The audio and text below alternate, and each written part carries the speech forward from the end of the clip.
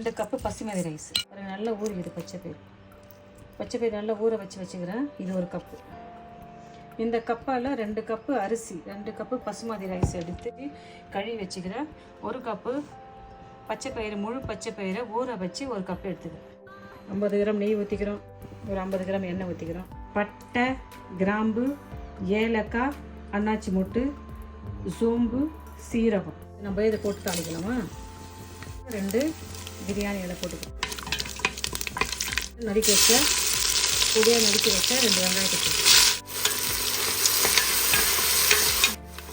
நல்லா வெங்காயம் நல்லா வதங்கிடுது. 1 டேபிள் ஸ்பூன் இஞ்சி பூண்டு பேஸ்ட் வச்சு நம்ம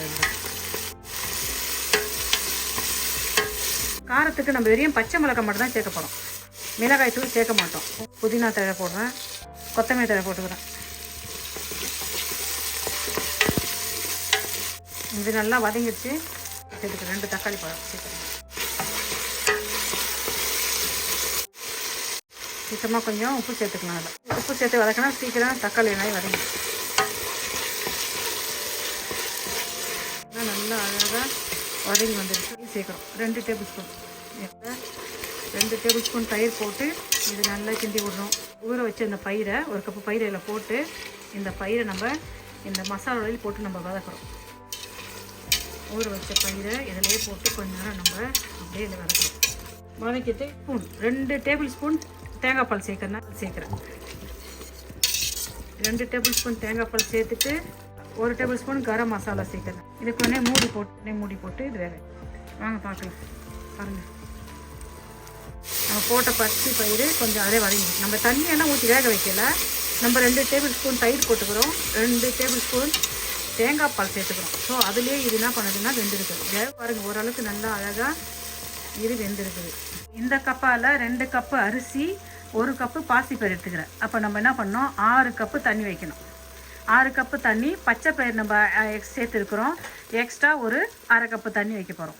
இப்போ தண்ணியில் சேர்த்துக்கலாம். உப்பு பழம் பார்த்துங்க. காரம் வேணால் 1 2 3 பச்சை மிளகா நம்ம வதக்கக்குள்ளே நீங்கள் சேர்த்துக்கலாம். நான் திட்டமான உப்பு இல்லை போட்டுக்கலாம். நல்லா கொதி வருது. அதை கழுவின அரிசியை கொஞ்ச நேரம் இது ஊறி தான் இருக்குது. அப்படியே நம்ம இதில் சேர்த்துக்கணும். சேர்த்து இது நல்லா கிளறி விடணும். அதனால் கம்மி பண்ணிவிட்டு இதை கொஞ்சம் வேக வைக்கலாம். உப்பு காரம் சரி பார்த்துங்க. ஒரு எலுமிச்சம்பழத்தை பாதி எலுமிச்சம்பழத்தை எல்லாம் புழிஞ்சு விட்டுக்கணும். அனல் வந்து கம்மியில் வச்சுங்க. இது கொஞ்சம் மூடி போட்டு கொஞ்சம் வேக வைக்கலாம். வாங்க பார்க்கலாமா? வாங்க, நல்லா அழகாக பயிரெல்லாம் வெந்து வருது. மறுபடியும் நம்ம இதை ஒரு வாட்டி கிண்டி விடுவோம். பயிர் நல்லா வெந்துடுது, அரிசி நல்லா வெந்துடுது, பயிர் வந்துடுச்சு, தண்ணி சுண்டுடுச்சு. ஒரு 2 டீஸ்பூன்கள் 2 டீஸ்பூன் நெய் ஊற்றுறோம். மேலே புதினா தழை அப்படியே நறுக்கி போடுறோம். கொஞ்சம் கொத்தமல்லி தழை நறுக்கி போடுறோம். லெமன் புழிஞ்சு ஊற்றுறோம். அப்படியே மூடி போட்டு அப்படியே விட்டுடலாம். ஒரு 10 நிமிஷம் கழிச்சு நம்ம ஓப்பன் பண்ணி பார்க்கலாம்.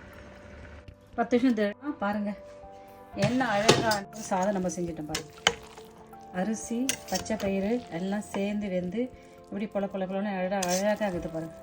ரொம்ப நல்லா இருக்கும். ரொம்ப ஹெல்த்தியான சாப்பாடு. நம்ம சாப்பிட்டு பார்க்கலாமா? பாருங்கள், கேட்போம். நெய் சாதம் மெத்தட்லேயே செஞ்சுட்டு இது கூட 1 கப்பு பாசி பயிர் சேர்த்துங்க, தக்காளி பழம் சேர்த்துங்க. அவ்வளோதான். பாசி பயிரில் செஞ்ச ஒரு தால் செஞ்சுக்கிறேன். இந்த தாலை நம்ம இதில் ஊற்றி சாப்பிட்லாம். நீங்கள் வீட்டில் ஒரு வாட்டி இதுமாதிரி ட்ரை பண்ணி பாருங்கள்.